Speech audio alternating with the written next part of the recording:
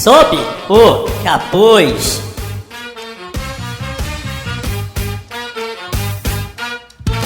Estamos no ar. Olá, pessoas. Olá, ouvintes. Olá, pessoa. Minha querida. Olá, Diogo, nosso novo colaborador. Olá. Diga oi. Olá, pessoas. E aí, tudo bem com você? Com você, ouvinte aí, como foi sua semana?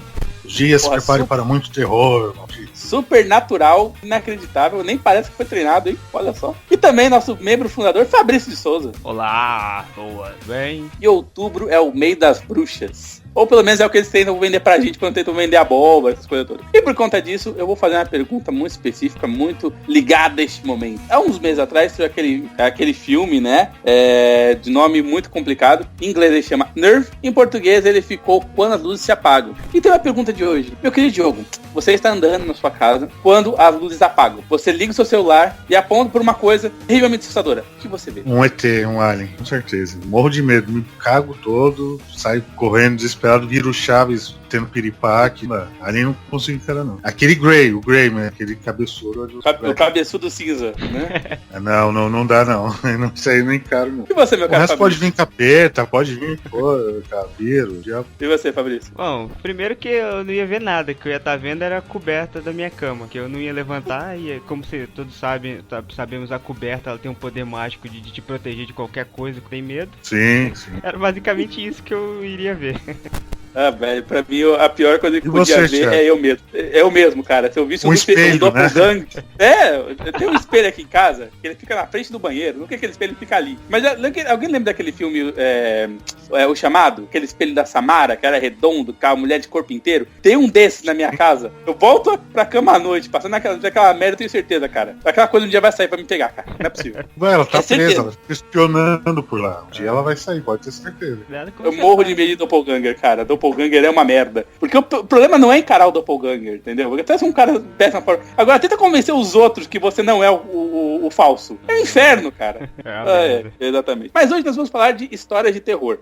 Note aqui que a gente vai falar de histórias das temáticas sobrenatural e tudo mais. E algumas vão ser de fato aterrorizantes. Mas vamos pegar um pouco leve, começar um pouco mais devagar, depois a gente pega realmente os pesos pesados. Meu cara Fabrício, você gostaria de começar? Vamos lá então. Vou iniciar aqui agora com... Olha só, pela primeira vez eu vou falar isso aqui agora no programa. Sobre os zumbis Marvel. Que já que a gente falou sobre pegar leve e depois ir aumentando assim a tensão. Zumbis Marvel faz, bom, ao meu ver, justamente o contrário. Eles começam assim, numa toada assim, bem, um pouco mais, nada exagerado, mas carregada assim, de um pouco mais de terror nas histórias. Que a ideia básica era o Robert Kirkman, que é aí famoso dia pelas séries Walking Dead. E também agora tem uma que tem até um seriado, esqueci o nome agora. É Oz alguma coisa.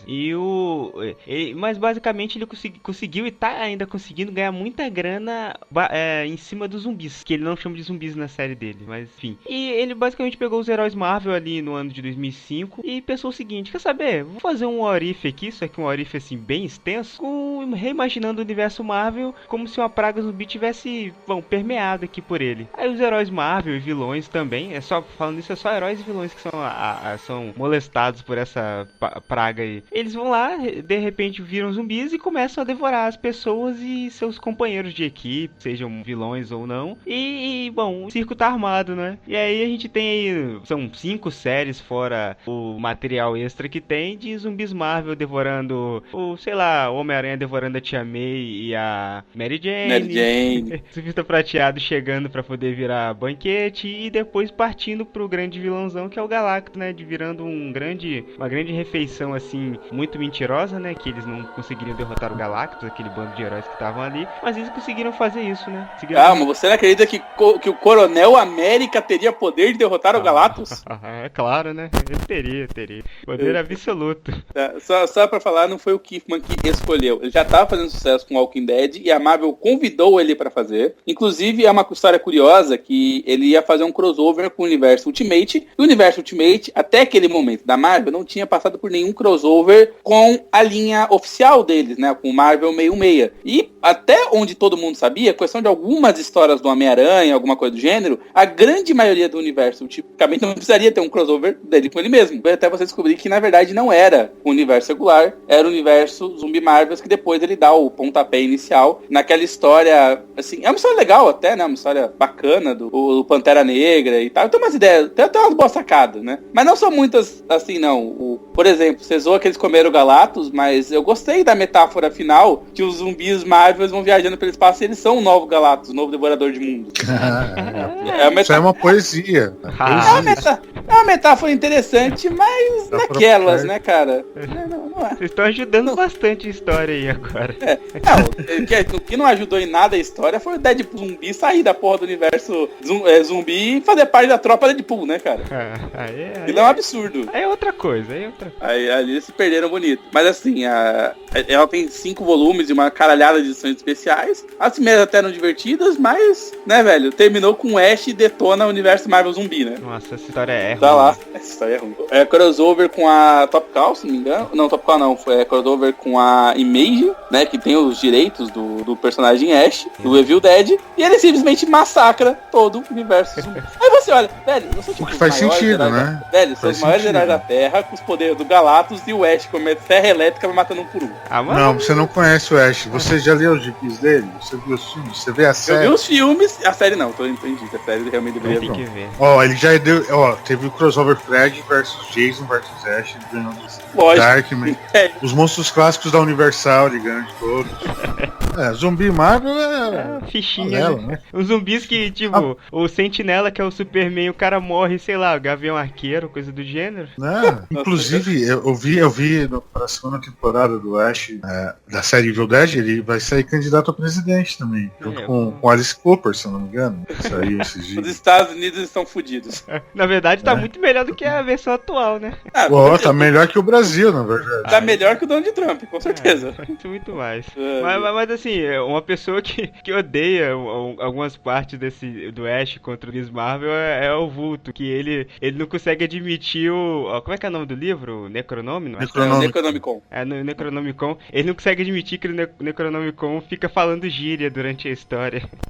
Velho, o livro tem não sei quantos ele não entende nada de magia, porque a magia ela se atualiza com os artigos, né? É o upgrade, magia 2.0. Alguém instalou lá o servidor certinho e tal. Deu um trabalho no DD1P, mas foi. Mas foi, né? Você viu, no Esquadrão Suicida, um exemplo, a magia ela fez uma máquina. Pera aí. O seu parâmetro é Esquadrão Suicida. Não, é um exemplo de personagem mágico. De qualquer jeito, pra quem não sabe a origem dos zumbis do universo Marvel zumbi, eu vou dar spoiler pra você não precisar ler, porque a história é muito ruim, mas é um zumbi que volta no tempo, e quando ele volta ele é explodido, e é por isso que ele contamina os heróis da Marvel, para ter o vírus zumbi como história, que depois eles vão continuar até o futuro pra esse cara voltar no tempo, e você entendeu, né? E o legal é que isso é incongruência na história, que eu reli o começo Marvel, o Plume, e o Magneto deixa entender pela fala dele que ele ajudou a levar os zumbis Marvel pra Terra, que ele fica, meu Deus, o que eu fiz, foi exagerado, não sabia que os mutantes iam se ferrar junto também com esse vírus, blá blá blá. O que ele fez aí fica subentendido. Ele ajudou, de certa forma, a abrir o portal temporal. Trouxe a criatura do furo, né? É tudo, a história de zumbi não tem furo. Tudo. A história de zumbi não tem. Não, tem bastante, inclusive de bala. O que mais tem é furo. Tem mais tempo. Mas, assim, só pra falar, a Marvel não tem só esse universo de zumbi. Tecnicamente, o Cancerverse também é um universo de zumbi, né, cara? Não é. É de não zumbis. É porque lá quem ganhou não foi a morte, foi a vida. Os caras matam a morte e os caras não morrem mais. Grande bosta, velho. É um universo de zumbi pior ainda. Não, é um universo de câncer.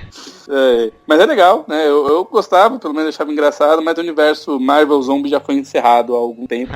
Dificilmente você vai ver alguma coisa além do Deadpool zumbi e cachorro Deadpool. Né? Assim, só uma última menção antes de passar pro próximo, é que eu ainda tô lendo, né? Mas esse conceito, assim, esses seres do universo Marvel zumbi, foi utilizado nas Guerras Secretas. Ele é um dos componentes lá daquelas linhas de limites lá dos reinos. O que faz algum sentido, porque ele também é o universo Marvel e dentro do Guerra Secreta os caras homenagearam todo mundo e mais alguns, né? Sim. Bom, eu quero falar de outra do Kiffman, porque, por incrível que pareça, o cara realmente tem um bom trabalho, que é tecnicamente a sua obra máxima, ou pelo menos é o que a gente acredita, porque o cara não fez mais nada depois daquilo, né? Tá agora tentando seriado, quem sabe vai. Que é o próprio Walking Dead, que é o campeão de vendas nos Estados Unidos há, sei lá, 15 anos seguidos. Nada do graça esse negócio. Venda de encadernado, sendo bem claro, tá? Ele não vende mais que o gibizinho do Batman. Depende. Tem essas edições, assim, comemorativas, ele sempre consegue vender, assim, lá pra casa, sei lá, consegue ficar num top 10 da vida, por aí vai. Consegue, sempre vende bem, assim. Edição 50, edição 100, sempre tá, edição acho que 100 ficar no primeiro lugar, ou algo próximo disso. Pois é, né? Então eu já não sou bem informado. O que eu sei é que sempre que tem encadernado, ele vende que nem pãozinho quente, cara. Sim. Assim, o Batman não vende tanto encadernado quanto o Walking Dead. Mas enfim, que é uma história, tecnicamente é bastante inspirada em 28 Dias, que é um filme que aqui no Brasil passou, né? Faz algum tempo, é um filme de 2003, eu fui confirmar aqui, 2003. A série é 2004, né? Faz bastante sentido. Que é o policial, ele leva um tiro de um parceiro dele, aí, em princípio parece que foi um acidente, depois descobre que não foi bem assim, fica em coma por um tempo e quando acorda tem zumbis. E, velho, corre negada, né? E no filme é mais ou menos essa história mesmo, né? Os caras acordam e o mundo já tá cheio de zumbis e vão sobreviver. Só que a série, ela trata de um período de tempo maior e ela não dá tanto enfoque pro zumbi depois das primeiras edições. É muito sobre aquele grupo de sobreviventes. Aí vai morrendo gente, vai sendo substituído gente, eles vão pra um lugar, vão pro outro. Primeiro eles vão pra uma fazenda, depois eles vão pra uma prisão, depois eles vão pra uma cidade murada, depois eles encontram o governador, que é um maluco que formou sua própria sociedade, depois eles... Nossa, de um jeito, cara. De um jeito. E em algum momento as pessoas até esquecem zumbi nessa história. As pessoas que você fala é o autor, né? Também. Mas às vezes as pessoas leem a revista e...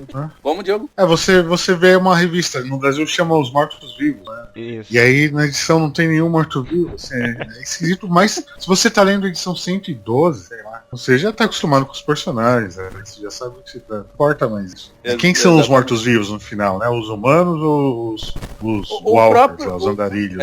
O próprio policial, o chefe deles, ele fala exatamente isso, né? Os mortos são eles, né? Os zumbis já não estão mais ligando pra essa porra. Os mortos são eles. Quem questiona se você está vivo ou morto? Só o humano, né? Pro outro lá não importa. E é uma coisa que, só voltando aqui no Zumbis Marvel, também é uma coisa que o Reed Richards lá do universo zumbi, é o que ele pensa quando ele ainda é humano. Ele vai lá e infecta ele mesmo e o restante do quarteto pensando nisso, de cara, eles são a evolução, o próximo passo, e quem não tiver junto com eles é que realmente tá morto. Nossa, ele faz isso com a autorização dos outros membros. Não faz. É o Reed Richards. O Reed Richards perguntando alguma coisa pra alguém, tá maluco, rapaz? Quando é que o Reed Richards faz coisa boa? O Reed Richards só faz cagada, e de propósito. Lembrando que os zumbis Marvel, eles falam, são inteligentes, não é tipo igual os zumbis sem cérebro, sabe? Aliás, uma coisa muito curiosa, vocês sabem por que o zumbi do Walking Dead não chama zumbi? Ele chama de Walker, né, de andarilho? Por quê? Por causa do Jorge... por causa de Jorge Romero. Ele não conseguiu, na época da estreia do filme dele, né, A Noite dos Mortos-Vivos, registrar esse nome, então o filme... É curioso, ele é o único filme que você não consegue piratear nem se você quiser. Você pode vender agora uma cópia dos Mortos-Vivos que ninguém pode te reclamar por nada, entendeu? Você pode fazer uma continuação dos Mortos-Vivos se você quiser, que ninguém pode reclamar. Porque ele não tem direito nenhum sobre nada, ele nunca registrou patente de porra nenhuma, mas ele registrou patente do nome zumbi. Caraca. Então você pode fazer a continuação A Noite dos Mortos 2, O Retorno Mais Morto do que Nunca, fazer um filme de comédia com Leslie Nielsen, mas você não pode chamar a porra dos Mortos-Vivos. Não, mas eu acho que essa história é meio bizarra, porque é o seguinte, o cara que gosta pra caralho do Romero se inspirou bastante nele pra essa obra, o Walking Dead, e ele não se importaria em pagar uma merrequinha de direitos autorais, nem tampouco a Image, né? Eu acho que aí é que ele tem medo de tomar um processo da Marvel, ter chupinhado a história que ele usou lá no... confundi. Não, o contrário. É que quando ele começou, cara, ele não era esse nome, ele não tinha esse poder. A Image tava se reformulando, inclusive o Walking Dead foi o primeiro sucesso, depois daquelas coisas como Spawn, sabe? Ela tava se reformulando, isso salvou a Image daquele formato para um formato mais indie, que tem vários produtos independentes entre os próprios autores. Esse formato que tem hoje agora. Virou tipo uma Vertigo, assim, né? Exato. Eu colocaria mas quando começou, ele não tinha esse dinheiro não, cara. Eles têm esse dinheiro agora. Porque o Kirkman, ele é o cara da Image nos tempos atuais, e eu coloco até que, claro, considerando hoje em dia, a Image, nossa, é muito melhor do que a Vertigo atual, apesar de ter muita coisa boa ainda na Vertigo também, é muito melhor. Na verdade, eu colocaria até que, bom, é melhor que Marvel e DC atualmente. Eu gosto da as vendas mais ou menos concordo. Também. Umas coisas legais, tipo Buffy e tal. Também gosto. Sai na IDW. A IDW tem muita coisa legal alternativa. Exato. A IDW tem muita coisa de franquia, eles têm Arquivo X, eles têm Tartaruga Ninja, eles têm a especialidade deles, mas eles escrevem bem também isso, né? A grande questão é que a Image na época não tinha essa grana toda, então o cara teve que se segurar. Hoje em dia, ele pode chamar de zumbi se ele quiser, só que já entrou no... mas é que já entrou pra mítica mágica, que é os andarilhos, né? Os walkers. Então, tipo, não vai mexer agora, mas ele poderia se ele quisesse. Tanto Criou uma nova mitologia, né? Bem legal.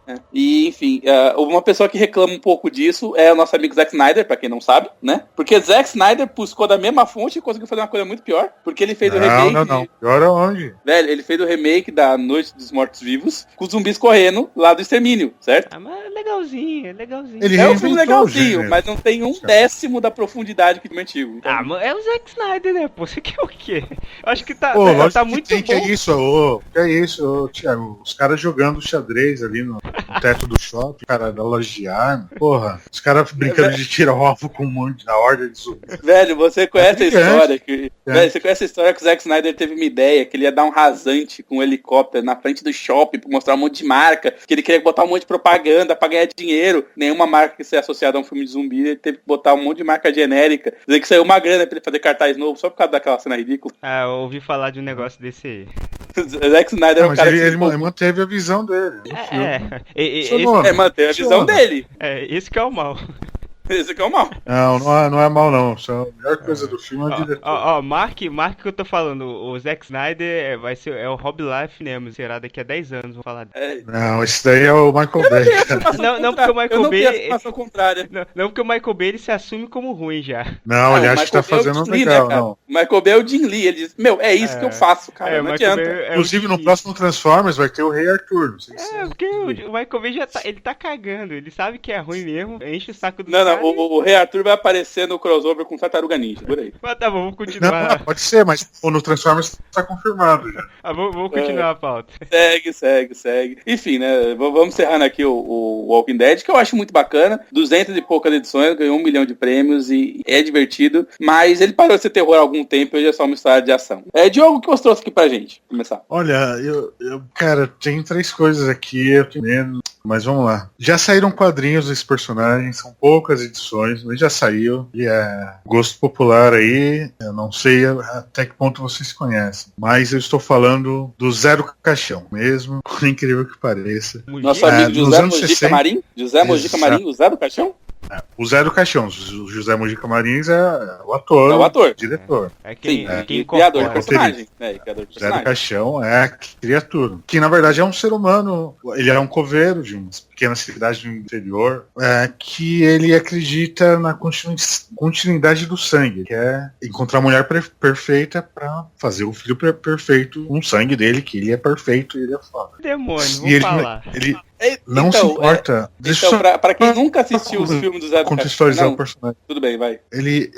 O objetivo dele é esse, é a continuação do sangue, da carne. Ele, para escolher a mulher perfeita, ele pega as mulheres mais bonitas das redondas, faz com que elas passem por certos tipos de tortura físicas e psicológicas, e a melhor ele vai escolher como noiva dele para casalar ali e ter um filho. É casalar.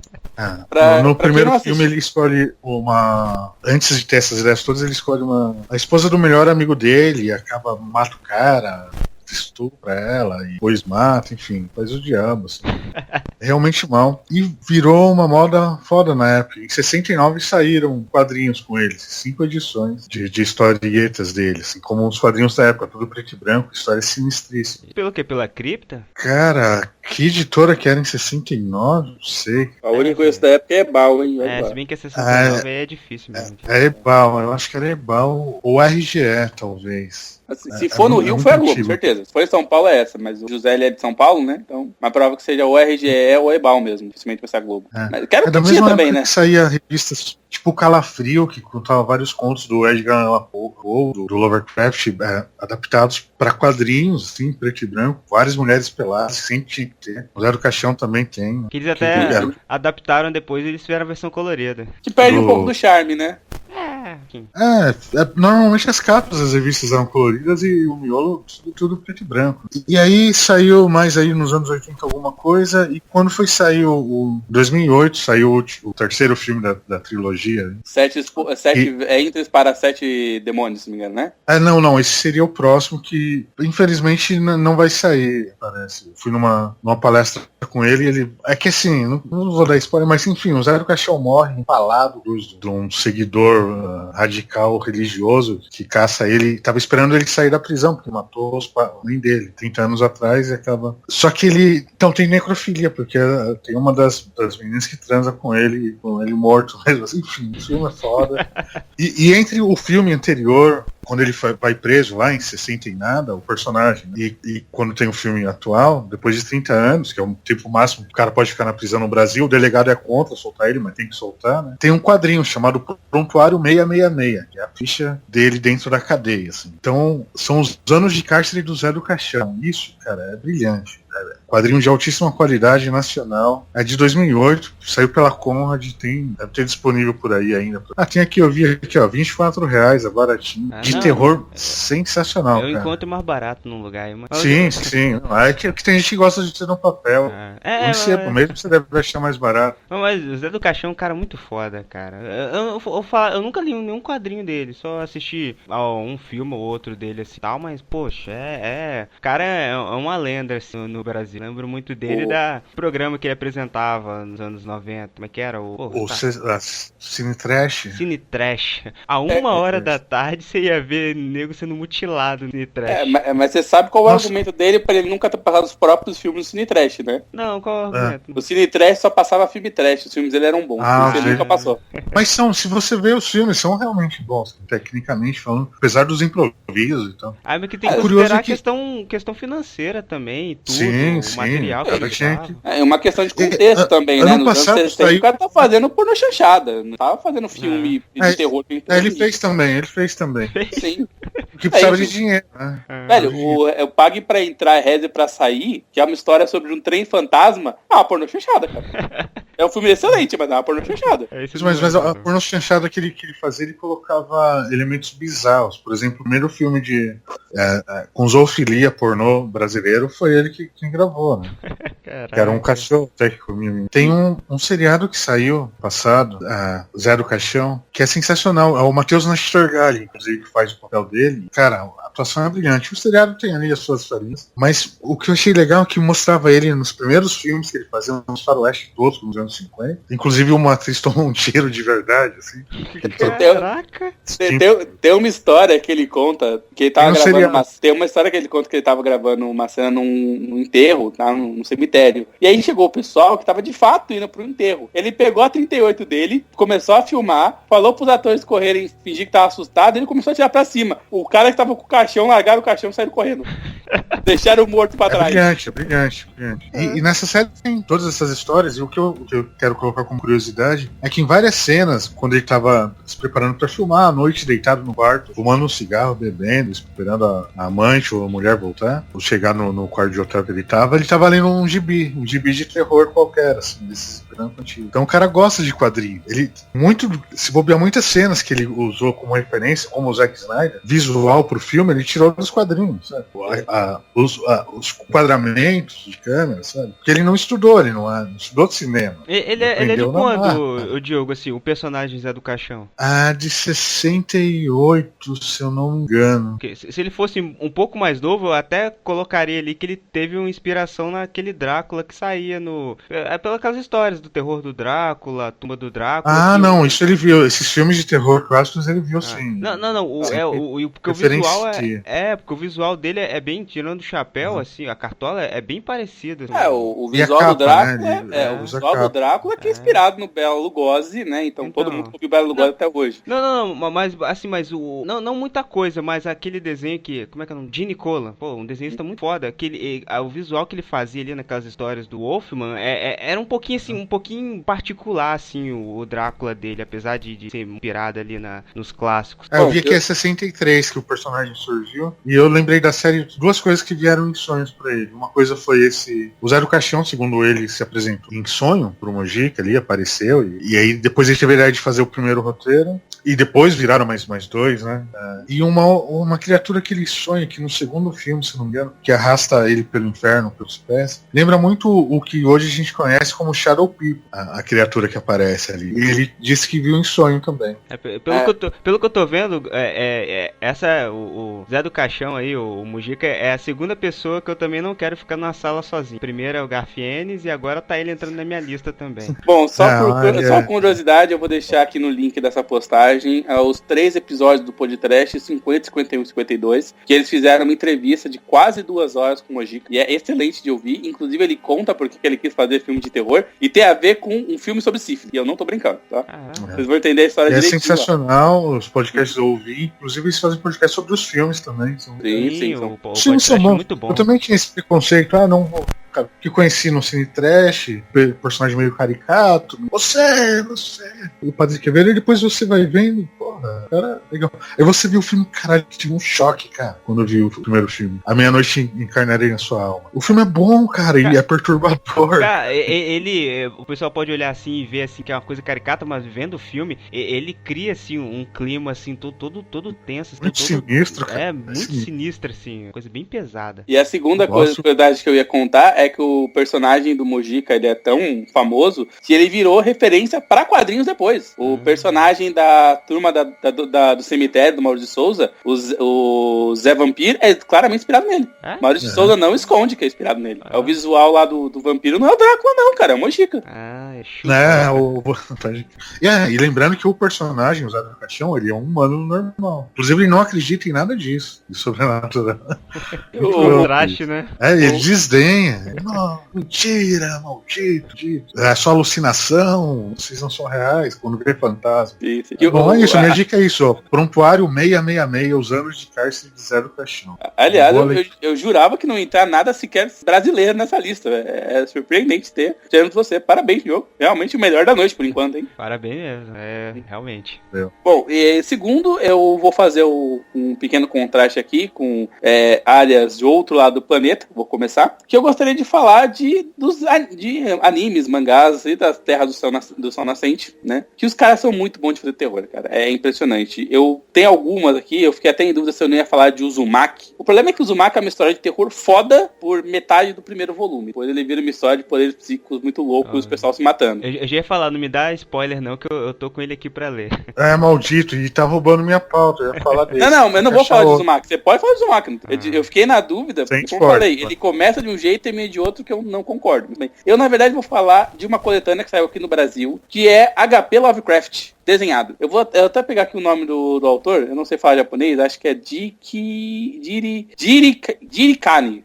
Não sei falar essa porra. Tá escrito isso. Tem que falar, Jirikani. Exatamente, alguma coisa assim. Não deve ser um nome japonês do cara, porque não tem nenhum N, né? E todo nome japonês tem algum N em algum lugar. Deve ser uma versão americanizada do cara, né? Que ele adaptou 3 obras do HP Lovecraft. Ele adaptou O Cão, ele adaptou Demônios e ele adaptou O Conto dos Submarinos para a versão em mangá. E vou te falar, cara, essas histórias, mesmo na literatura, elas são fodas. Mas o cara escrevendo aqui, ele é sensacional. Eu queria muito que esse cara continuasse, só para ele poder escrever A Cor que Veio do Espaço. É sério, A Cor que Veio do Espaço é talvez o melhor conto do HP de Lovecraft, na minha opinião. Mas enfim, né, a historinha em si são coletâneas de 3 histórias do HP Lovecraft. A primeira se passa em um submarino, no qual as pessoas do lado de dentro do submarino vão vendo corpos do lado de fora. E o capitão, que tá no meio da Primeira Guerra, ele decide que ele não vai voltar à superfície, porque ele acha tudo isso uma bobagem. E ele vai seguindo, indo, cada vez ele vai ficando mais louco, e cada vez tem mais corpos ao redor, e de repente ele começa a matar a tripulação dele, porque a tripulação tá começando a se amutinar, e é uma coisa extremamente tensa, numa lata de sardinha debaixo d'água, cara. Movida a diesel. É sensacional.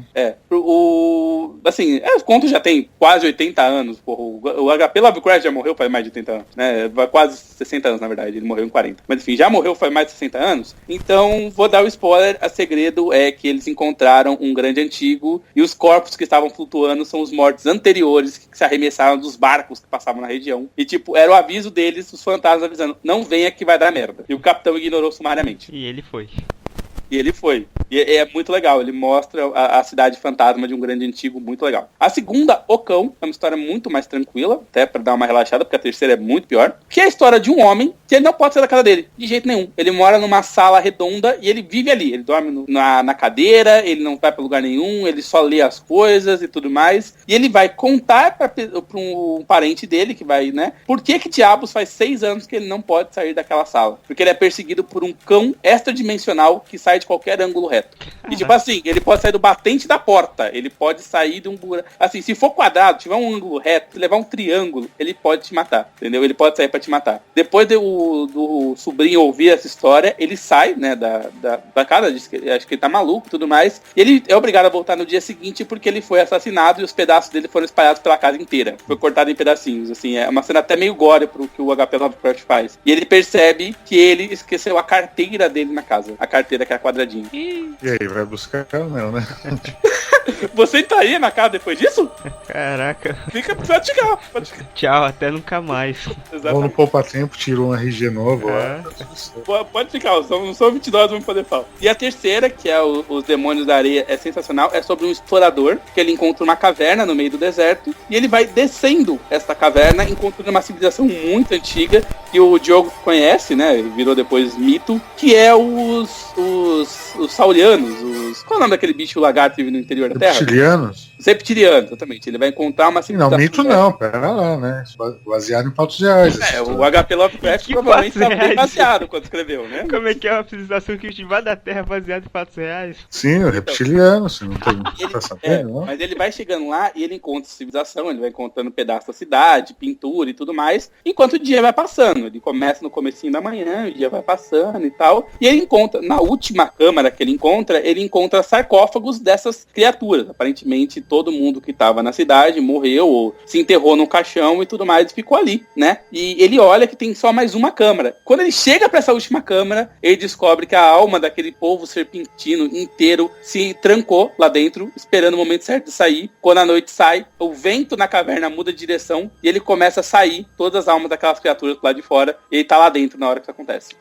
É, rapaz, é uma história muito boa. E é só isso, é um cara descendo, explorando e te falando o que tá acontecendo. Não existe nenhuma coisa mirabolante, cena gore, coisas... Não, nada disso. É só o cara contando e, cara, é aterrador. Parabéns ao HP Lovecraft, escreveu muito bem. E parabéns ao desenhista, que conseguiu dar um clima opressivo pra uma história em preto e branco, sabe? Ele não fez nada demais. E é por isso que até hoje eu tenho raiva do Benício Del Toro não ter conseguido fazer o filme das Montanhas da Loucura, cara. E nem vai. E nem... o Benício Del Toro. Como 90% dos filmes que ele quer fazer. Exatamente. É, Daí eu o Benício não, né? O Benício não, pô. Como é que é? Guilherme. É, Guilherme. Guilherme Del Toro, perdão, né? Perdão, é o primo. Mas enfim, que eu queria muito ver, porque nas Montanhas da Loucura é um outro livro foda pra caralho, velho. E é só 4 negros e numa exploração na Antártida. E mesmo assim você se caga a história inteira. Mas enfim, né, cara? E eu quero falar que os japoneses são muito bons de fazer história de terror. É realmente muito legal você pegar isso. E sem falar que os caras têm uns bichos de terror muito diferentes do que a gente tem aqui, não é? Sim, é bom. Tem muita coisa boa. Tem o próprio Uzumaki que você citou ali. Eu podia citar o Note, Ringu, né? o Ringu, por exemplo, né? Você falou essa questão do terror oriental, esse terror japonês. Eu lembro de um filme que dá meio que... Zoou assim, mas entre aspas, isso daí que é aquele filme até do diretor do Primeiro Vingadores. Acho que é a Cabana, eu acho, alguma coisa assim. Que sim, o Segredo da Cabana. Isso, o Segredo da Cabana, que era um grupo... Tinha até o Thor no filme lá, o ator que faz o Thor. Sim. É um grupo de jovens, assim, eles até brincam com o estereótipo, o cara maconheirão, brincalhão, o camarada que é o gostosão da galera, a mulher que é meio vagabunda, não sei o que. Só que isso é tudo... Só que isso daí não era coisa real, isso daí eram alucinações, assim, induziam as pessoas a agirem assim, as pessoas não agiam assim no mundo real, dessa maneira assim, produzida pelos filmes. E o filme brinca muito com isso. E quando chega na questão em que eles ficam filmando lá, é que eles têm que produzir essas lendas assim, de terror pra acalmar esses deuses antigos. E quando eles estão essa equipe tá monitorando o que tá acontecendo lá no Japão, então as criancinhas lá derrotando o mal lá, juntando as mãos e orando. E eles ficam putos. Um fantasma em preto e branco, né? E eles ficam putos com isso, de pô, esses orientais são fodas, não sei o que, nunca dá pra brincar direito com eles. É muito massa. Pois é, bom, é só de citar que um dos maiores filmes de terror, provavelmente da década, foi o filme oriental que foi o Chamado, né, cara? Que já é o remake do Ringu, noção. E vendeu bem pra caramba e tal. É bizarro, acho que tá no 8 já no Japão. Bom, eu sei que tem 3 livros, não sei quantos filmes tem, mas livros eu sei que tem 3. E o último parece Matrix. É sério, o último livro parece Matrix. Os caras se perderam de um jeito, cara. Alguém inventa um Não, Matrix é computador. bom. Imagina que o cara inventa um computador que consegue simular a realidade, então ele avança o tempo no computador pra poder simular como vai ser o futuro da humanidade, e o computador gera uma Samara. Porque é impossível. Não, peraí, tinha um jogo do Dreamcast, do Ringo, o chamado, que a premissa era essa daí, cara. Então é baseado Então nesse não livro. é algo inédito, assim. Mas deve ser É baseado no livro. bizarro, né? É, Deixa de ser exatamente. bizarro. Depende assim, realmente é esquisito, mas depende da execução. Tanto que o exemplo que eu vou dar tem a ver com isso. O jogo exatamente. era... Não, mas até que a Samara, né, ou a Sayakos, né, a gente tá falando oriental, a Sayako, ela é um bicho assustador, sabe? É só uma menina com cabelo na cara, mas ela é um bicho. Então os caras fazem o negócio direito, os caras são muito bons. Eu só reclamo que eles se perdem. Assim, os japoneses não sabem brincar não, cara, eles se perdem. Qualquer maluquice vale. Exatamente. Mas você vai falar de Uzumaki, você vai poder deixar isso muito mais claro do que eu, porque o Uzumaki é um negócio... Não, o Uzumaki eu vou deixar pra outra ocasião. Então, Diogo, fala o seu aí, vai. Deixa o Fabrício por último. Não, não sou eu não, pô. Não, ordem. Não, o Fabrício foi o primeiro, aí foi você. Aí na vez seguinte eu comecei, vai você, o Fabrício termina. Aí depois vai você, vai o Fabrício e eu por último. Qual é a dificuldade? Tá, então vamos lá. Dificuldade é a dúvida. Hellblazer. Constantine? John Constantine, criado pelo Alan Moore, aí que eu acho meio superestimado. Né? Superestimado. Alan Moore apareceu na superestimado. revista do Legal Monstro do Pântano. careca. Legal, careca, isso aí. Mas é óbvio. E o Geoff Johns também é Tá bom.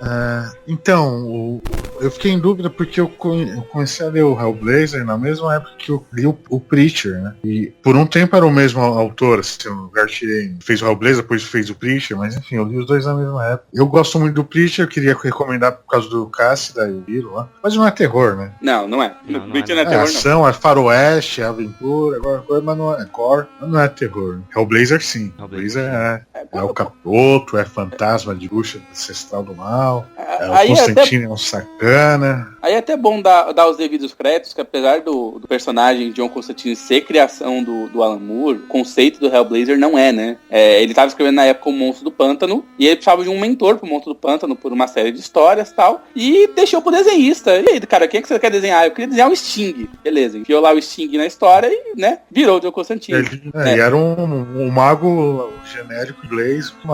Ele era um mentor, na verdade, nem mago ele era um cara que chegava lá e falava, Monstro do Pântano, tem que resolver essa porra. O que vai fazer, Constantine? Eu vou ficar aqui olhando. Ele tinha os trejeitos já, tinha aquela personalidade dele, assim, mas ainda foi muito mais egoísta, né? depois. Ele era um cara que se importava com o mundo porque ele morava nele. Se ele morasse em outro lugar, ele não se importava tanto assim, não. Isso mesmo, egoísta. Era mais ou menos esse conceito. Quando passou pra revista dele, que na verdade era pra chamar Hellraiser, Renascido do Inferno, mas por 3 meses ou 4 meses de antecedência saiu o filme. E sim, dizem que é uma coincidência desgraçada ter saído esse filme. Se tivesse saído 2 anos depois, a revista não chamaria Hellblazer. Mas, enfim, eles fizeram, né, renomearam, e eles passaram para muitos artistas ingleses. Então, o Constantine começou por muitas pessoas inglesas que tinham uma visão muito diferente do universo dos quadrinhos que as pessoas tinham, né? Tanto que ele não começou... é muito bom, esses primeiros arcos são muito bons.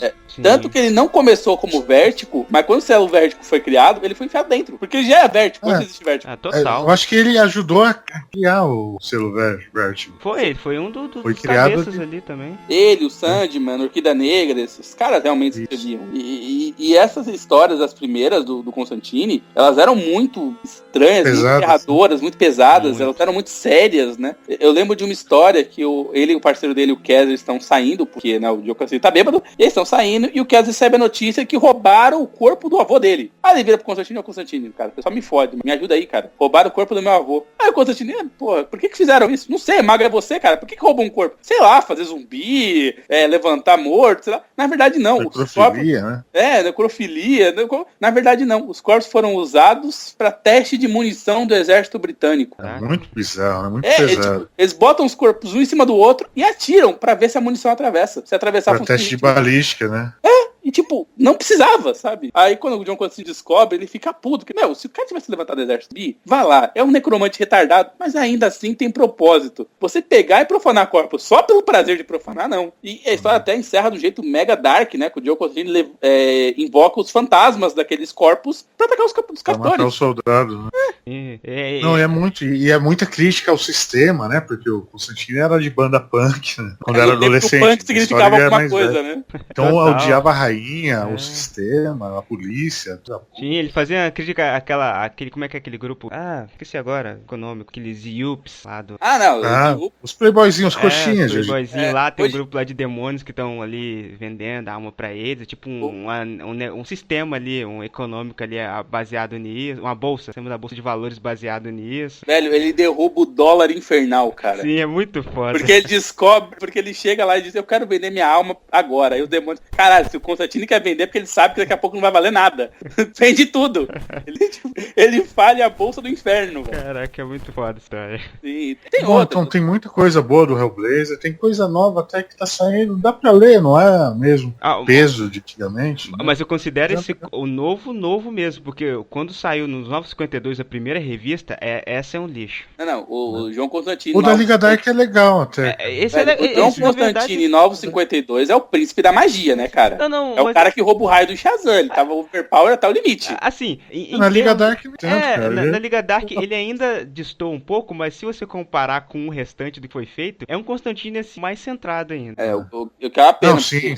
Porque PG-13. Claro, uma revista excelente, que era o Hellblazer, né? Tudo bem que nas últimas edições o Constantine tava casando, e não sei o quê, e tem uma história, inclusive, que ele tá com tatuagem na sobrancelha, velho. Mas, ainda assim, tinha histórias muito boas. Eu lembro de uma dessas histórias mais recentes, que é assim, tipo, ele volta pra casa, depois de um tempo na Índia, ele volta pra casa, e ele percebe que todas as gramas, assim, na frente do prédio dele estão queimadas, menos um quadrado. Ele, caralho, que quadrado não tá queimado? Ele vai, bate a luz, não sei o que, ele descobre que tem uma janela no apartamento do prédio dele que não tem nada. Literalmente, o resto do prédio inteiro tá cheio de fantasma, menos aquela janelinha. Aí ele vai, né, pô, o que essa janela não tá? Ele vai e descobre que a dona da casa é uma senhorinha de 60 e poucos anos, e aí é o grande segredo, a mulher matava prostitutas pra poder roubar a libido dela, pra ela poder dar uma trepadinha. Pois é, e como ela era uma bruxa, ela limpava espiritualmente o apartamento dela, porque os fantasmas não viessem atrás dela, obviamente. E por isso que o resto do prédio tava amaldiçoado, menos a porra da janelinha. Fantasmas de prostitutas mortas. Exatamente. O Joe Constantine resolve o problema muito facilmente. Ele quebra um dos corações lá que a mulher tirou pra poder usar depois, e aí ele lasca a limpeza espiritual e aí vai todos os fantasmas de uma vez. E é um filho da puta. Essa história aí é de, sei lá, 2006, 2007. É bem recente. E é bem legal. Pra variar, né? Filho da puta de... Exatamente, é bem legal. Eu só recomendo ficar longe dos 952, porque, né, deu uma overpowerizada no Hellblazer. O da Liga Dark é legal. Né? Não, mas tudo bem, eu falei ficar longe da revista dele. Da dele eu fica longe. É ruim. É boa sugestão. O filme do Keanu Reeves eu gosto, é legal. Só não é o Constantine. Mas eu usaria esse mesmo ator pra Liga Dark. Será que ele topa pintar o cabelo? Eu duvido. Aí não precisa também, né? Aí já fica horroroso. Eu não tô nem pedindo pra ele tirar o sotaque, mas pintar o cabelo custa, sabe? Não, é muito escuro. Tem do seriado também, né? E é bom, é legal, né? É legal, da série é legal. Eu só vi só o primeiro episódio, o resto eu não vi, não, que eu tava com muita coisa pra ver, né? Curiosamente, ele melhora do meio pro final, mas até aí já tinha desistido, né? E ele faz participações de Arrow, que ele ainda tá legal. O ator realmente... Podem usar, usa aí, na DC tem vários personagens aí, usa, né? Nas séries. E agora que eles já separaram a série do cinema, porra, agora pode fazer um filme do Constantine novo, pode chamar o Keanu Reeves mesmo. Não vão chamar usa esse no seriado, outro no filme. Só que tem que ter bom senso. Apesar da história mais famosa do Constantine ser aquela que ele engana o diabo com câncer, né? Que é o Atrações Perigosas, o nome do arco. É que ele vende a alma pra 3 diabos demônios ao mesmo tempo. Não, ele vende pra 2 e o terceiro quer pegar de qualquer jeito, né? É verdade. Isso, porque ele enganou o cara e tal com... hábitos perigosos, né? Que é o hábito de fumar. Apesar do arco do Hábitos Perigosos ser o mais famoso do Constantine, assim como a queda de Murdoch é o mais famoso do Demolidor, não acho que deveria ser esse a ser adaptado primeiro. Porque você precisa conhecer o personagem primeiro antes de fuder a vida dele. Sim. Né? Fizeram um pouco disso no filme, né? Tem mais histórias pra contar, né? É porque... Gostei do final, de deixando de fumar ali, não. É que deveriam ter acostumado primeiro com o personagem pra depois fazer isso. Aí, sei lá, fazer isso no filme 3, 4... Exatamente. Mas tudo bem, né? Apesar disso... Valendo. Tá valendo. Bom... Tá fechadinho ali, tá ok. Exato. Fabrício, você pra encerrar essa rodada e ir pra última. Continuando, então, aí já que... Só uma coisa, gente. Desculpa. A gente vai gravar 3 mesmo, não vai ficar muito longo o problema? Mas a gente tá com 40 minutos, então acho que dá. Beleza. Então, toca aí aí, Fabrício. Eu só vou no banheiro e já volto. Vai lá. Pode ir lá. Vamos lá, então, voltando pra criaturas bizarras aqui, já que manda aqui agora, tem filha da puta, falar das criaturas do universo do Hellraiser, aquele universo que possui os famosos Cenobitas, criados pelo Clive Barker, que é cineasta, escritor, quadrinista também, que ele fez alguns quadrinhos recentemente aí, onde ele voltou ao universo do Hellraiser. Velho, ele é um artista britânico, ele faz o que chamarem ele pra fazer. Sim. Ele sempre foi assim. Eu só não recomendo, eu só não recomendo vocês entrarem no Tumblr dele. E caso vocês queiram entrar, eu não vou falar o que tem. Vá lá que você vai saber. Lembre-se que esse foi o cara que fez Hellraiser, você tá avisado. Só digo isso. Eu só digo que Hellraiser é bastante leve perto do que tem lá. Mas assim, falando assim, uma sinopse bem rápida e rasteira, porque eu já cheguei a falar do Hellraiser nos nossos primeiros podcasts. Você falou daquelas revistas que não eram nem Marvel nem DC, você chegou a comentar, que é da IDW, uma publicação do Hellraiser. Sim, essa é... Não, da IDW não, essa é da Boom Studio. Isso, da Boom Studio, eu não lembrava qual era o estúdio. Série mais recente dele, assim, e tal. Eu já dei a explicação, mas só reiterando aqui de novo, que é aquele mundo daquelas criaturas, assim, bizarras, que são voltadas pro sadismo, que eles se vestem com couro, se cortando, ou como o líder deles lá, o Pinhead, com diversas agulhas na cara, em que eles só buscam uma coisa, buscam o prazer, só que eles não vê a diferença entre o prazer e a dor. E quando a pessoa consegue resolver aquela caixa que é a configuração de lamentos, a pessoa vai trazer um deles ou vários deles pra Terra e ela vai ter um passeio bem interessante assim pelo corpo dela sendo mutilado. É que na verdade a configuração é tipo o teste, né, cara? Se você já buscou todos os prazeres que a Terra pode te dar e você vai atrás da configuração dos lamentos, cara, você já fez alguma coisa muito, né? E, assim, e só colocando, esse prazer não é só do sentido sexual, não. Também é sexual, mas também tem um prazer, sei lá, um prazer da batalha. Tem que ser aquela coisa uma coisa que você anseia muito, mas aquela coisa muito ligada, assim, ao seu íntimo mesmo. Tanto que é mostrado nessa série recente que o líder deles lá, o Pinhead, chega até a aparecer no filme que o prazer dele era tipo um general, eu acho. Não lembro agora a patente dele. Não, era o coronel, o Elliot Spencer. E o prazer dele era justamente da guerra. E ele já estava cansado daquilo até que ele encontra lá a configuração e se torna um cenobita também. Mas, exato. Que é um conceito muito foda, inclusive. É um conceito que você raramente vê por aí. É um conceito assim muito foda que os filmes também eles trabalham assim bem por cima assim tal, que eles se interessam em mostrar mais pelo gore, mas o Clive Barker ele cria um mundo assim bem interessante nesse sentido assim da configuração das pessoas que conseguem resolver a configuração, que é todo um lance não só de você resolver aquilo como um quebra-cabeça, mas também o quebra-cabeça sua própria vida, as coisas que você faz e já fez e que vão concatenar de estarem abrindo aquilo ali, aquela configuração. E também tem a ver com o fato de que ele tinha muito pouco dinheiro no primeiro filme, e quando o negócio foi ficando mais famoso, tiraram da mão dele, né? Então o pessoal e o pessoal começou a abusar realmente pro conceito do gore, da tortura, das cenas de sacanear mesmo uns aos outros, né? Mas ele não aprofundou esse conceito. Sim. Assim, entre aspas, que alguns, assim, na sequência, realmente não se dispuseram a fazer isso, e ele é um cara que ele deu, assim, um caminho aberto pra poder trabalhar o conceito dele, ele não barrou nada. Aí no terceiro e quarto filmes realmente foram bem fraquinhos, mas no quinto e no sexto, assim, que eu destaco eles, são os dois que, assim, que eu mais gosto, fora os clássicos, seriam o clássico, primeiro e segundo, é porque eles trabalham, assim, muito bem essa questão do universo do Hellraiser, o que é a configuração e como é que você resolve ela. Tanto que no quinto filme, a configuração, você quase não vê o objeto físico ali do cubo. Você vê mais a situação em que o detetive da história, em que ele vai passando e as situações da vida dele é que vão criando o caminho pra resolver a configuração e ele abrir o caminho pro Cenobita. Aí tem um spoiler, assim, que eu não vou dar ali do que acontece no final, que é tipo um ciclo ali da vida dele, ou melhor, da morte dele que tá acontecendo ali. Sim. Mas assim, só aprofundando no que eu não falei na última vez que eu comentei sobre o universo do Hellraiser, é sobre os quadrinhos que foram lançados ali em 91, que saíram lá na gringa, e aqui eu acho que foi em 92, 94 que foram lançados aqui. Eu tava vendo aqui o tal do selo Hot Comics, que eu não conheço, falar a verdade. Mas eu sei que saíram pela Marvel, tanto que o editor dessas quatro edições é como é que é o nome? O Daniel Chichester, que escrevia o Demolidor na época, depois da Inocente. Não sei se vocês lembram das histórias dele. Lembro sim, cara. Eu lembro da história dele no Demolidor, não lembro dessas histórias que ele editou. Que ele né? editou, até porque em 94 eu tinha, sei lá, 4 anos de idade, não tava exatamente em posição de ler Hellraiser, né, cara?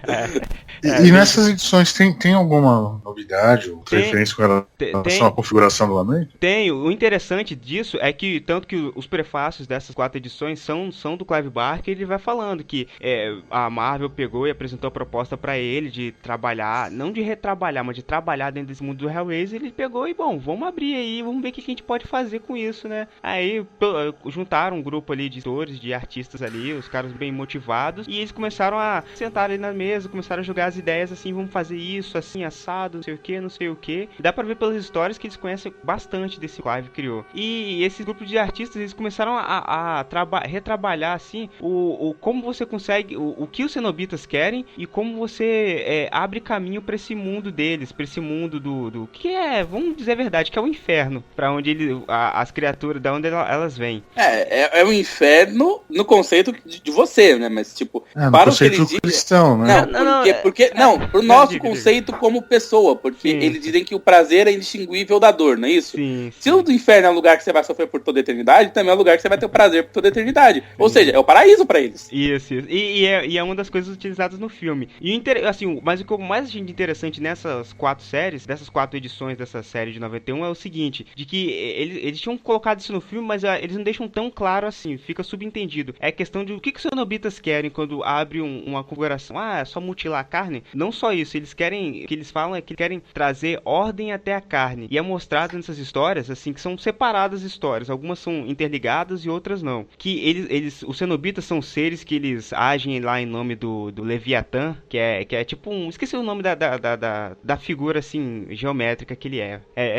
Parece tipo uma pipa gigante, ele. Um balão de festa gigante. Balão de festa? Ele é 2D ou 3D? É 3D, um balão de festa. Ele é um octaedro, sei lá. Ele é um octaedro. É isso, ele é um octaedro. E essa criatura, ele tem os cenobitas que trabalham, assim, prol dele, e eles têm que trazer ordem à carne. Tanto que você vê pela figura, assim, que é totalmente impecável, assim, é uma figura... Não sei como é que é o nome agora na geometria. Uma figura... Eu não lembro o nome agora. Regular. Não, regular. Ele é uma figura regular, que tem os... Ele é uma figura isométrica, todos os lados são iguais. Isso, e tem todos os lados iguais, assim, os ângulos, assim, opostos também são iguais e tudo. E você vê que os cenobitas, eles buscam essa ordem, com o oposto que a gente tem aqui, que é o caos, que a gente tem, assim, na ciência, que a gente, a crescente nossa do universo é em busca da desordem, do aumento de entropia. E nessas histórias, os cenobitas, eles vão buscando isso, eles vão sempre buscando dar um jeito de disciplinar as pessoas, de trazer essa ordem à carne, tanto que literalmente remodelando elas, quanto que realinhando as pessoas na vivência de vida deles. Aí dá um exemplo disso, assim, mais concreto numa dessas histórias. Numa delas, que é a história dos Cânones da Dor, que eu não lembro do nome do escritor, que é um cara assim meio desconhecido.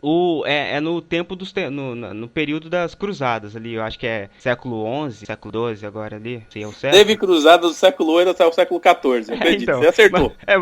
Acertei, mas essa história, se não me engano, é desse período. E nessa cruzada, tá ali os templários, um dos templários, ele, com o grupo dele, eles estão atrás desses objetos sagrados ali, das escrituras, que eram escrituras. E ele tá aí, você vê que ele tá um meio cabisbaixo aí no acampamento dele, que ele buscava ali, ele teve uma informação de que tinha um desses objetos ali, sagrados ali, lá no templo lá dos ouros lá. Ele chegou lá, promoveu aquela carnificina em nome de Deus ali, a mando da igreja, e quando ele chegou, ele encontrou esse cubo lá dentro, e ele ficou assim, meio que pasmo assim, e meio que desconcertado. Poxa, não é isso que eu vim buscar, esse objeto não tá descrito nas escrituras, onde é que eu errei, será que Deus tá me punindo, e por aí vai. E a mulher dele tentando consolar ele, junto com o padre ali e tudo, e ele assim meio cabisbaixo pela missão dele ter dado ela com falha. E eles vão tentando, e a mulher dele tenta estudar esse objeto junto com o padre ali, através daquela, eles não dizem que é bruxaria, mas pô, eles chegam a torturar uma mulher ali, pra tentar buscar as respostas pro que diabos era aquele cubo ali. Aí tantas merdas eles fazem ali pra poder abrir o cubo, que o cubo se abre. Aí a configuração se abre, vem ali um dos cenobitas, diz umas gracinhas ali pra ele, fala que eles estão ali, eles não sabem o que eles estão buscando e tudo, e sempre quando o cenobita aparece, ele cobra um preço de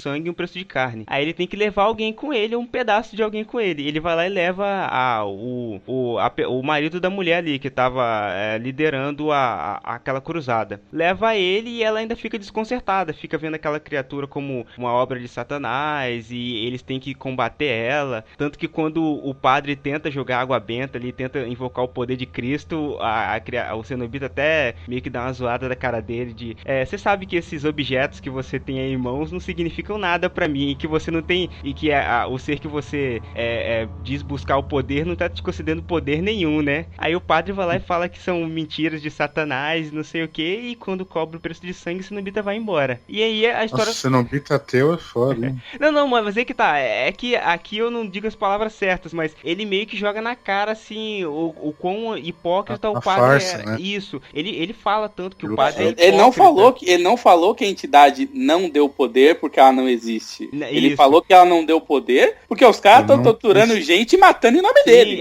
Ele diz que ele é hipócrita, que ele diz ter o poder ali, que é concedido a ele, mas ele não tem poder nenhum. É algo do gênero, assim, são assim, frases assim, muito interessantes que o Cenobita diz pra ele, assim. Tudo bem, apesar do Cenobita ter enfiado muito de espada no marido da mulher, né? E eles ainda continuam nessa obsessão de querem porque querem resolver o que diabos é aquilo e querem invocar essa criatura pra tentar exorcizar ela, matar ela em nome de Deus e por aí vai. E continuam fazendo outras, assim, ações horrendas pra conseguir invocar a criatura, até que conseguem invocar de novo a criatura e dessa vez ela leva o padre. E apesar disso, a mulher ainda continua insistindo em invocar a criatura vem, é descoberto que ela tá grávida, a criatura vai ver que o feto não tem, o bebê não tem nada a ver com isso, vai lá e leva a mãe junto e deixa o bebê lá. Aí uns serviçais vão lá e encontram o bebê chorando, assim, num templo perto da configuração de lamento cheia de sangue. E aí a história termina. Mas mas durante a história você vai vendo que as ações, assim, hipócritas dos dois personagens ali, tanto da mulher quanto do padre, vão forçando a configuração a se iniciar de novo e a liberar o Cenobita ali pra poder fazer as desgraceiras que ele faz. Bom, dá pra sentir bem assim, bem fácil que é uma crítica bem foda, assim, a hipocrisia que ali o pessoal do clero tinha, assim, dizer que tinha realmente agindo em nome de Deus quando eles estavam agindo em nome dos benefícios próprios ali durante as cruzadas. E é uma história fazem que... em nome de si próprios, os poderosos, e esquecem ali do principal, né? Nada mal pra uma história que começou sobre um cara fugindo do inferno, né? Sim. E Hellraiser 1 é só isso, é o cara fugindo. Só isso. Nada mal, hein? E nas histórias eles vão expandindo, tanto que a gente tava falando até que dando uma zoadinha nessa questão de misturar coisa assim de terror com assim, elemento futurista, assim, de uma franquia ela lida com o atual ou com a coisa antiga e depois realmente de repente vai pro futuro. Essa série do Hellraiser ela faz isso também, essa história aí nos tempos medievais, e daqui a pouco ela vai lá ela vai pro presente, vai pro Velho Oeste, depois ela vai pro futuro. E ela mostra assim uma máquina que um dos criadores eles vão lá e descobrem que esse criador ele criou essa tal da tecelagem, que é uma máquina que estimula a sua mente assim a você fazer o que você quiser lá dentro, e de repente esse criador ele desaparece. E aí as pessoas ali que compram a empresa dele começam a administrar tudo, vai lá e começa a utilizar essa máquina para poder conferir as pessoas dor, que elas estavam buscando isso. E um dos camaradas que estava fazendo os testes iniciais ali, ele meio que frita na máquina e ele fica ali vegetando. Eles começam a testar os limites dessa máquina nesse camarada. Começam agora ele tá surfando e de repente a gente transformou a água em lava. Ele caiu e começou a sentir toda a dor dele derretendo ali, pedaço por pedaço, o corpo dele. Agora a gente fez o pinto dele, ele colocar o pinto dentro de um vespeiro e vão só aumentando a dor cada vez mais. E ele... Só um segundo, por favor. Diga. Editor, esse programa será reservado para maior de 18 anos. Obrigado. Pode continuar. Tem que avisar o editor também. Aí de repente, e eles vão só aumentando. E eles querem fazer com essas pesquisas, assim, com esse camarada, essa tortura, na verdade, com esse camarada, do seguinte, eles infligem dor a uma pessoa e depois eles tentam, com esse estímulo que eles obtêm da máquina, depois que a pessoa sentiu a dor, eles vão tentar dobrar esse estímulo, tentar fazer um estímulo maior ainda para ver o que eles vão obter. E cada vez mais, eles dão até uma comparação interessante, que imagina uma pessoa fazendo uma careta em frente ao espelho. Ela vai fazer uma careta feia e a pessoa se assusta com a própria careta. Por ter se assustado com a careta dela, ela vai lá e faz uma careta mais feia ainda. E assim sucessivamente. E é esse o intuito deles com essa máquina. Só que os dois pesquisadores vão fazendo isso com o cara, vão fazendo, até que de repente eles conseguem realmente quebrar esse limite da dor ali e atraem o Cenobita ali, resolve a configuração e atrai o Cenobita. Aí o Cenobita chega, meus parabéns vocês dois, vocês conseguiram resolver a configuração da tecelagem. Eu que criei essa porra aqui há não sei quanto tempo atrás, ele vai lá e fala o nome ali do criador da máquina, que tinha virado o Cenobita, e agora a gente tem uma vaguinha pra vocês dois no inferno, né? E leva eles dois lá pro mundo lá do Leviatã.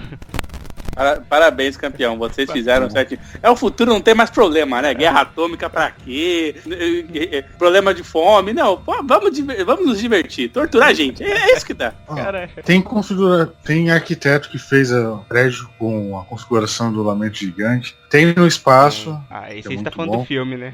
Do filme. O efeito especial no filme, na época, já era horroroso. Não, mas o que não ajuda é que o filme também é ruim. É ruim. Mas vamos lá, pessoas. Apesar de eu gostar do Cenobitas, a gente vai... Vamos lá, que a gente só tem mais uns 10 minutos. Eu vou pular o meu, porque a gente tá com pouco tempo. Diogo, último, e a gente vai encerrar por aqui, tá bom? Tá, só uma referência rápida, então. Uma das melhores histórias já publicadas sobre terror, A Noite Mais Densa. Que Diogo, quando... merda! Oi? Uma das melhores. Uma das melhores. Tá no top 20, extremamente. Tá top 20, tá bom.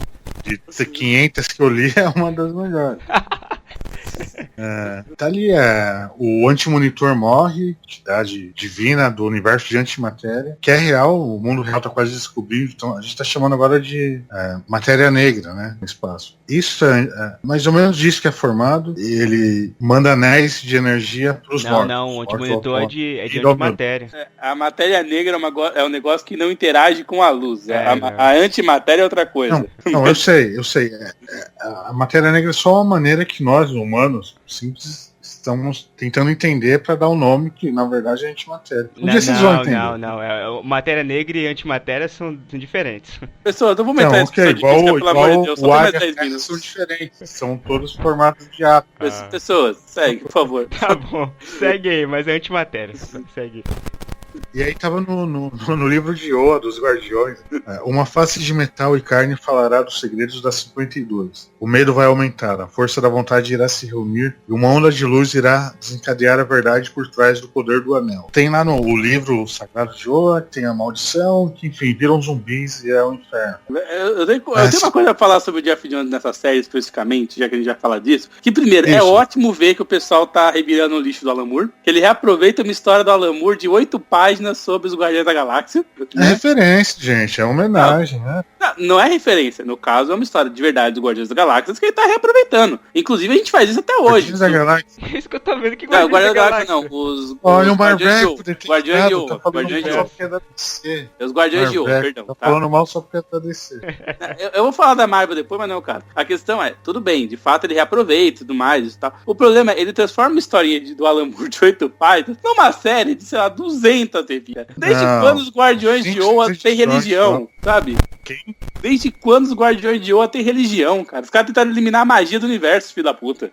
Sabe? Os caras cara, é muita coisa. Você tá esquecendo do importante, é o fator humano ali. Que é você, por exemplo, um personagem que você gosta, o Mutano Sim, por muito tempo a minha capa do Titãs. Por exemplo, o Tainho dos Titãs é muito foda, as 2 primeiras edições. É 3 mais ou menos. É um clima de terror muito foda, assim. Tem carrinho de bebê zumbi entrando no quarto da Dona Troy dormindo. É o bebê da Dona Troy zumbi aparecendo. E o marido zumbi isso, também. Isso, é muito foda, cara. De fato, algumas histórias são muito boas. O Peter Tomás escrevendo lá o Batman e Robin com o Dick e o Damian é sensacional, cara. Pô, muito legal, muito legal. E aparece os Graysons voadores zumbis, cara. Vamos considerar. É uma história massa velho legal. Vamos colocar assim, é legal. Sim, é legal. E tem muitos elementos de terror. Não só de zumbis, de outros tipos, assim. Mas é porque eu acho que não é nem tanto pelo roteiro, eu acho que é mais também pelo desenho do... Sim, sem falar que, assim, apesar do Geoff Jones ter dado essa ideia, a princípio cada escritor escreveu a sua. Então, por exemplo, a edição Starman, que é escrita pelo escritor original do Starman, ela é sensacional, mas porque é uma história do Starman, né? Aquele do Tim Drake lá, que ele encontra o Capitão Boomerang matando o pai dele lá. O pai que dele é maneira, mas tipo, você tem umas histórias tipo Rapina e Columba que são terríveis, né? Nossa. Se bem que o carequinha lá, lá, o Deadman, como é que é o nome dele em português? Esqueci. Boston Brand. O Boston Brand em português chama ele Desafiador. ele pega a Columba, legal. Mas a história em si é muito fraca, sabe? Mas isso daí é depois, isso daí é no dia mais claro. No momento que ele tá morto, verdade. ele não tá fazendo muita questão. A história do Rapina em Columba é que volta o Rapina original e já tem uma Rapina mulher, então, tipo... E ele mata ela. Ele mata ela e assume o cargo. Tá tudo bem, beleza, assim mesmo. Não tá tudo bem, não fica tudo bem, não. Aí o grande vilão é o Mão Negra, né, que é um vilão Russian. Não, é o Necron. Ele é Não do enviado Lanterna Verde, não. É verdade, o Mão Negra é o Capanga. É o capanga do que Necron. tá imitando a Marvel também tem. Pra quem não tá Necron é entendendo... meio Russian mesmo.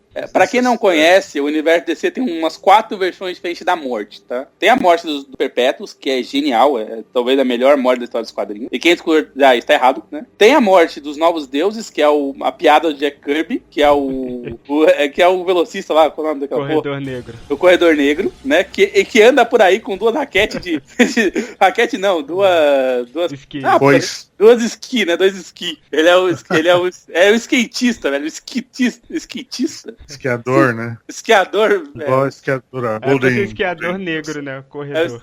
Mas ele é um corredor negro. Que é a piada que o surfista prateado ter sido roubado dele na época que ele achava e tal. Tem o Necron, que é essa versão da morte que é escrito, que é tipo, ele é um demôniozão que mata as pessoas. Ele toca e mata as pessoas. E usa uma foice, tipo, ele é bem Dona Morte da turma do cemitério, sabe? É aquilo que ele é. Isso. Inclusive tem capa e tal. E a última morte, que é a morte mais de todas dentro do universo DC, é um personagem, né? Que é o... Ele aparece na Terra 2 recentemente, é o Salomon Grande também, né, cara? Que é todo aquele conceito do negro. Da morte, né, cara? Não, morte mas o Salomon Grande é mais um agente do que a morte. Não, é um zumbi, né? É o negro que faz contraponto ao verde, que depois inventaram o vermelho pra fazer contraponto a ele, entendeu? Não, aí tem o inimigo do Crane lá, o inimigo do Homem-Animal também. Vamos voltar aí. Então, na DC tem esses 4 caras que são a morte e o Necron foi usado, sei lá, 2 histórias do nuclear. O pessoal resgataram da puta que pariu esse cara, né, velho? Eu nunca vi nenhuma história com ele fora essa. Pois é. O Mão Negra eu só vi na Liga Cômica lá. Cara, eu vou... Só uma parte muito rápida do Mão Negra. Esse cara, quando eu vi ele nessa história, eu não aguentei. Porque eu não consigo levar o Mão Negra a sério, porque a primeira vez que eu vi ele foi naquela história lá da Liga Cômica em que o Guy Gardner vai com a Gelo pra aquele cinema pornô e eles encontram pra ver o um filme pornô. No caminho. Quando começa o filme, ela vê que o filme é pornô, ela explode o lugar. Cara, depois de o Mão Negra tava todo depressivo nessa época. Eu não consigo levar esse cara a sério. Velho, o pior é que a primeira história que eu li dele foi uma compilação, tipo, melhores histórias do Arqueiro Verde. Nossa. Né? E por acaso... Eu vi lendo a Noite Mais Negra, eu sabia que ele em si era um merda. Os vilões são ruins, eu gosto das situações com os heróis, os tains, eu acho. Mas olha o nível dessa história que ele aparece, cara. É a história, melhores histórias do Arqueiro Verde, e na história, o Lanterna Verde, que é parceiro dele, e o Flash, Barry Allen, com o Kid Flash, vão pra cidade, o Mão Negra ataca, ele rouba os poderes do Kid Flash. E é os 3 tentando pegar o Mão Negra que tá com ele do Kid Flash.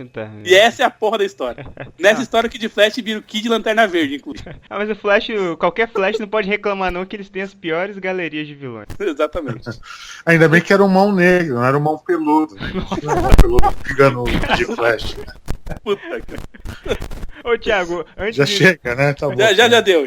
Eu posso fazer só uma menção? Vamos fazer as menções honrosas e acabou. Fabrício, por favor. Já que o Diogo falou da série do Noite Mais Densa, eu vou fazer a menção da Marvel, que saiu na mesma época, ou bem próximo, que foi Necrosha, com a volta ali da Selene, a rainha negra.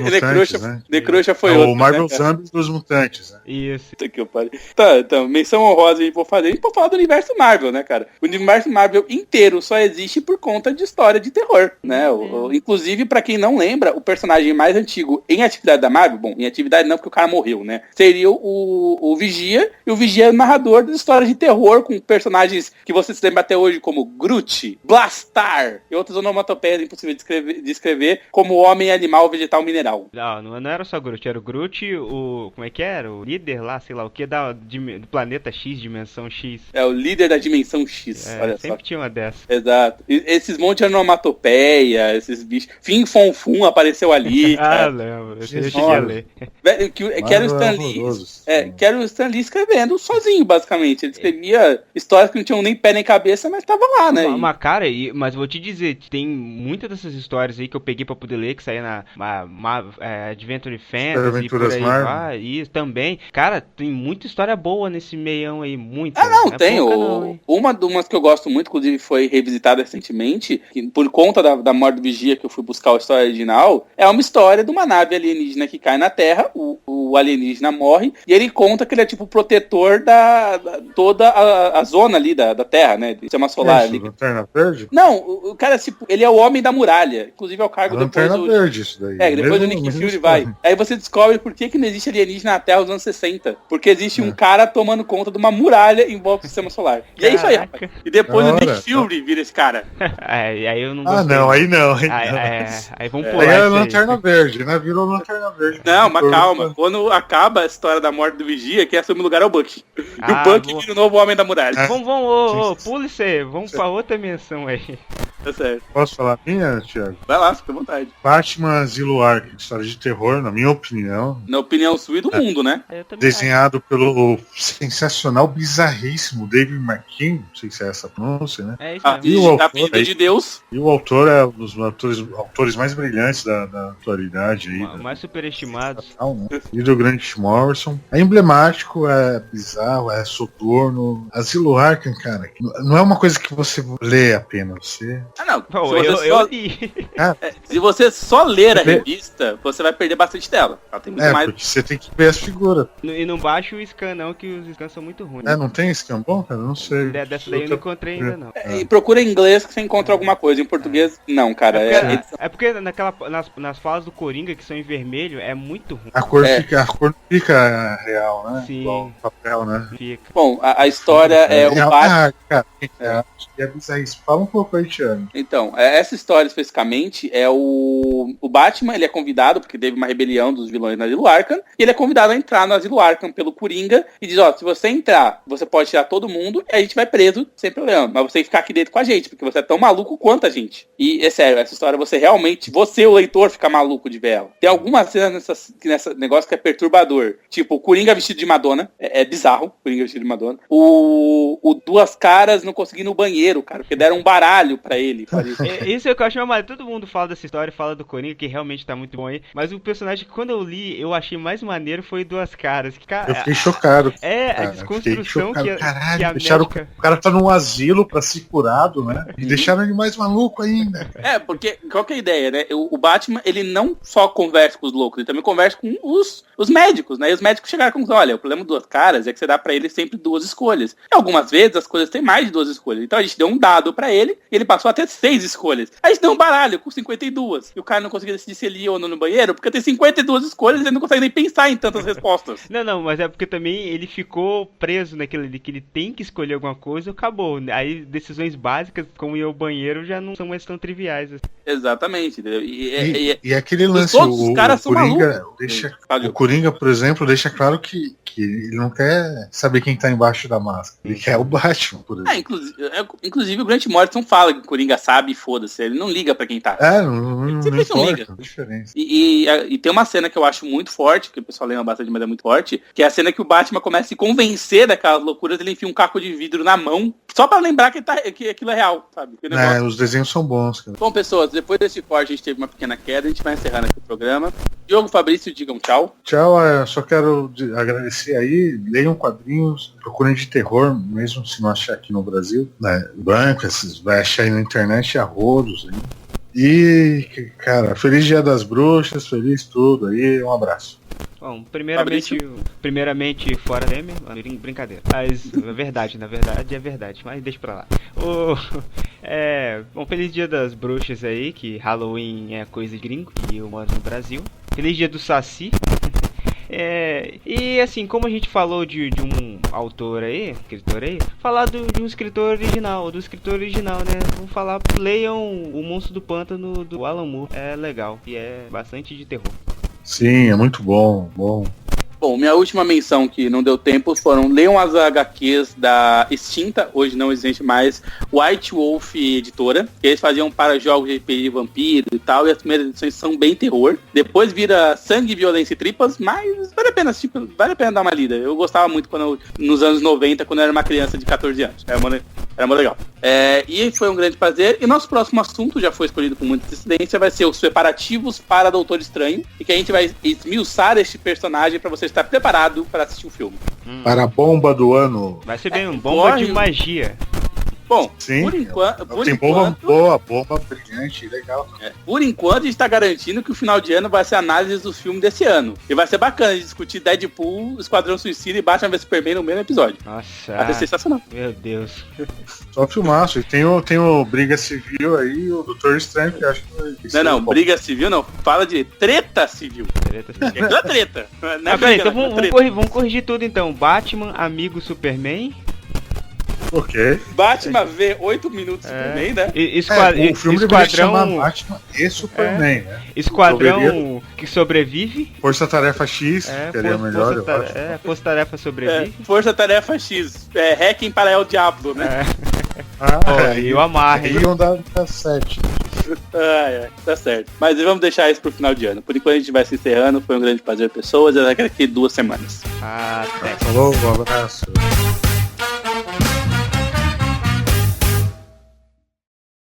Obrigado por assistir esse vídeo, deixe o seu comentário e também aquele like. Assine o canal para saber o que estamos fazendo e temos a nossa comunidade também no Discord. Se você achar que merecemos, ajude através do Pix. Aqui tem outros vídeos para você continuar acompanhando. Até mais, amor e paz.